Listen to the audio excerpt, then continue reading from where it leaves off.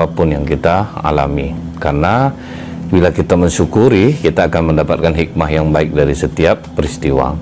Bersolawat kita kepada Rasulullah SAW dengan ucapan Allahumma salli ala Muhammad wa ala alihi washabihi wasallim. Semoga dengan banyak kita bersolawat kepada Rasulullah SAW, kita akan lebih mudah untuk meneladani akhlak-akhlak Rasulullah SAW. Kaum muslimin muslimat yang dirahmati oleh Allah, kajian kita ini sekarang sampai ke kisah yang ke-45, yaitu kisah tentang Nabi Isa dengan orang buta yang sangat makbul doanya. Disinilah kita belajar, kita tidak bisa menganggap remeh orang lain dalam hal ibadah. Bisa jadi dia lebih didengar doanya daripada seorang yang taat beribadah sekalipun. Dan dalam Islam ini memang kita tidak ada menganggap diri kita, oh saya ini orang soleh, ini tidak, ini bakal masuk neraka. Itu nggak boleh kita. Nah, ini contohnya dari Ibnu Abbas. Karena waktu itu di zaman Nabi Isa alaihissalam, hampir sama kejadian ini sama kisah Nabi Musa yang lama tidak turun hujan. Jadi di zaman Nabi Isa alaihissalam, hujan pernah lama tidak turun. Semua sudah kering, sumber air semakin jauh. Jadi masyarakat waktu itu resah. Nah, Nabi Isa secara pribadi, karena dia seorang Rasul, dia berdoa kepada Allah, ya Allah, turunkanlah hujan untuk kami.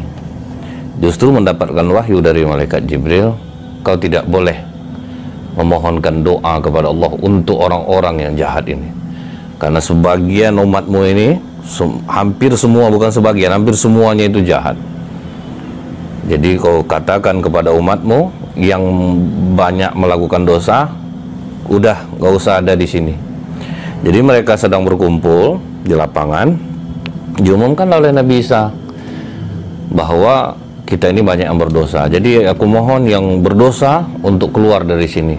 Ternyata semua yang keluar kecuali satu orang.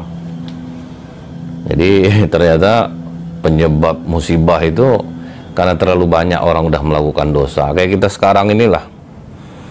Kenapa berlakukan PPKM penutupan jalan, akhirnya dagangan orang banyak tutup. Sekarang begini, tanya kepada diri kita masing-masing, waktu kita rezekinya lancar-lancar dulu, kita rajin sedekah nggak? Kita rajin zakat nggak? Kalau orang yang rajin zakat, rajin sedekah, nggak ada masalah sama dia, karena hartanya berarti untuk orang lain. Nah, yang panik itu yang banyak menggunakan uang hanya untuk kepentingan diri sendiri. Untuk liburan 100 juta sanggup, untuk beli sepatu 10 juta, jam tangan 20 juta sanggup. Nah, selama waktu dia senang nih.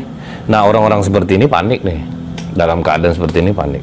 Tapi orang yang rajin bersedekah, orang yang rajin berzakat, dia nggak akan panik kok gitu. Jadi salah satu yang membuat musibah Allah itu turun karena kita tuh udah jauh dari rasa syukur gitu.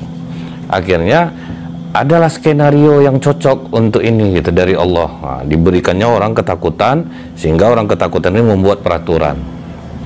Nah, tuh dibanding dengan ada yang kejadian yang ini, kejadian yang itu, kejadian ini, wah yang mengerikan. Nah, sehingga cocok nih dibuat peraturan. Nah, bagi kita para pedagang, termasuk saya sendiri nih, jadi ini jadi pelajaran. Waktu kita rezekinya lancar, nggak ada halangan, baik pedagang-pedagang kecil nih, nah, pedagang-pedagang kecil, waktu kita punya duit dulu, kita tuh takut nggak sedekah. Waduh, penghasilan aku aja sekian, gimana aku mau bantu orang? Nah, kalau orang seperti ini, saya yakin panik. Tapi kalau orang rajin bersedekah, rajin membantu orang lain, insya Allah dia tidak panik. Akan ada rezeki-rezeki yang diberikan Allah kepada lewat jalan tidak terduga-duga. Salah satu contoh nih, yang ibu-ibu viral yang jual air tebu yang ditawar oleh Pak Mat Peci dan istrinya sampai 500.000. Nah, bisa jadi nih ibu orang baik. Dia orang baik, walaupun dia susah, dia mau bantu orang, akhirnya datang rezeki yang gak terduga-duga. Bahkan netizen pun mengumpulkan dana sehingga dia bisa beli rumah baru. Begitu juga dengan bapak penjual agar-agar yang beli nasi padang dengan uang 5.000, dikasih aja sama orang rumah makan itu nasinya. Ini orang rumah makan orang baik, orang yang jual agar-agar orang baik, terkumpul lagi donasi bahkan di luar ekspektasi 100 juta. Jadi jangan panik dalam keadaan seperti ini. Introspeksi diri, banyak kita istighfar. Bisa jadi Allah menurunkan musibah ini yang sudah cukup lama ini karena kita jauh dari Allah, kita jauh dari rasa syukur. Nah gitu juga di zaman Nabi Isa. Maka disuruh Nabi Isa keluar, wah rata keluar semua, tinggal satu orang buta yang dia tetap tinggal di situ. Ditanya oleh Nabi Isa, kau tinggal sendiri, kau memang tidak banyak berbuat dosa? Selama aku balik, dari aku balik sampai sekarang, aku belum pernah melakukan dosa kecuali satu kali. Ketika aku melirik dengan mata kananku seorang perempuan yang kelihatan kakinya, kaki perempuan itu aja yang kelihatan. Maka untuk menebus kesalahan itu aku congkel mataku, kata orang buta. Terkejut Nabi Isa.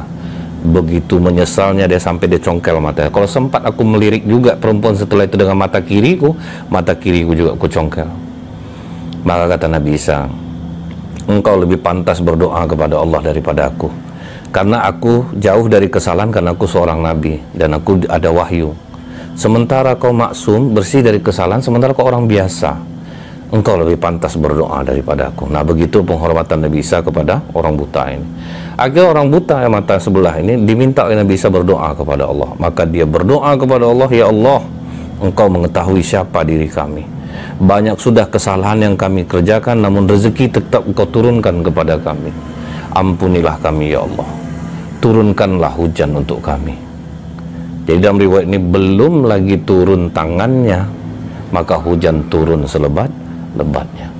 Dari sinilah kita tahu bahwa kita harus banyak membersihkan diri, kita harus kuat untuk mengatasi diri kita untuk tidak mengikuti hawa nafsu, melakukan maksiat dan dosa. Minta terus pertolongan kepada Allah, karena ketika kita menjadi orang baik, iblis tidak senang. Siapapun itu, baik seorang ustadz bahkan sampai orang biasa pun, untuk urusan syahwat tidak ada orang yang kuat kecuali dengan pertolongan Allah. Dengan begitu maka doa-doa kita akan dikabulkan oleh Allah. Subhanakallahumma bihamdika asyhadu alla ilaha illa anta astaghfiruka wa atubu ilaik. Insyaallah kita lanjutkan kembali. Assalamualaikum warahmatullahi wabarakatuh.